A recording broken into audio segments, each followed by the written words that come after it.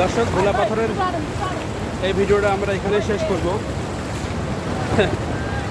এরপরে আজকে আমাদের রাতারগুলো ট্রিপ আছে, রাতারগুলো ট্রিপ শেষ করব ইনশাল্লাহ। তারপরে নোয়াখালী,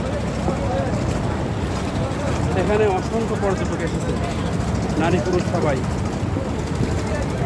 খুবই দারুণ। আচ্ছা, আমাদের টিম মেম্বারের অনুভূতি জানি। এই ভাই আপনার অনুভূতি কি? ভাই, আমার অনুভূতি বলে প্রকাশ করা যাচ্ছে না।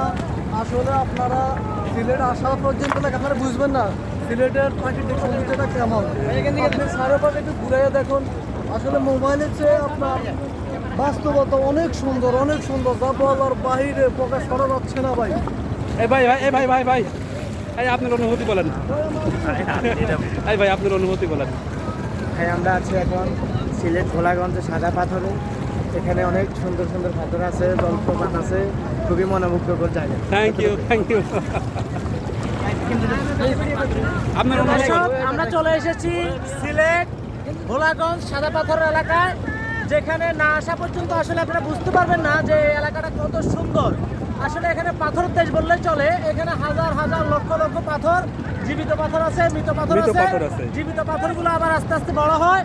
আর সমুদ্রের ঢেউয়ের কথা তো না বললেই নয়। ওই পাশে মেঘালয়, ইন্ডিয়ার মেঘালয় রাজ্য, আর এই পাশে বাংলাদেশের সমুদ্রের মতো একেবারে সুন্দর সৈকত।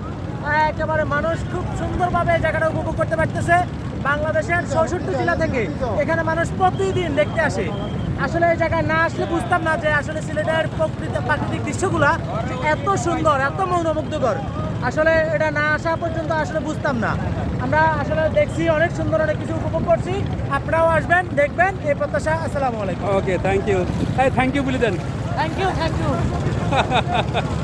আপনার কেমন লাগলো?